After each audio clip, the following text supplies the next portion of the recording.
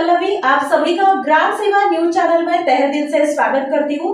ग्राम सेवा news channel Maharashtra में Bhiwandi, Shirdi, Surat, Nashik, Solapur, Bangalore in सभी शहरों में गुजराती के साथ साथ मराठी, तेलुगु और हिंदी माध्यम के द्वारा प्रसिद्ध हुए।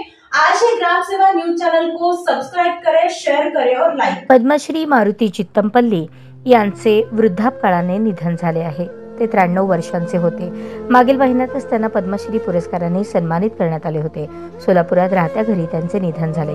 चित्तमपल्ली यांचा जन्म 1932 साली झाला होता। 30 एप्रिल 2025 रोजी राष्ट्रपतींच्या हस्ते त्यांना पद्मश्री पुरस्काराने सन्मानित करण्यात आले होते। काही दिवसांपासून त्यांची प्रकृती खालावली होती। ज्येष्ठ लेखक, आंतरराष्ट्रीय कीर्तीचे पक्षीशास्त्रज्ञ, वन्यजीव अभ्यासक मारुती चित्तमपल्ली यांना पद्मश्री पुरस्कार नुकताच जाहीर झाला होता।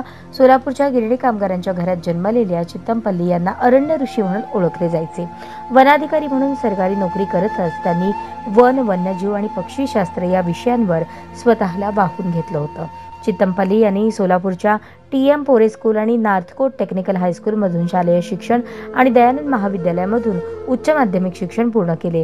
त्यानंतर पुढील व्यावसायिक शिक्षण त्यांनी स्टेट फॉरेस्ट कॉलेज, कोइंबतूर आणि बंगळुरू, दिल्ली, कान्हा राष्ट्रीय उद्यान, मध्य प्रदेश, डेहराडून येथील संस्थांमधून घेतले। त्याचबरोबर त्यांनी संस्कृत, जर्मन, रशियन भाषांचाही अभ्यास केला।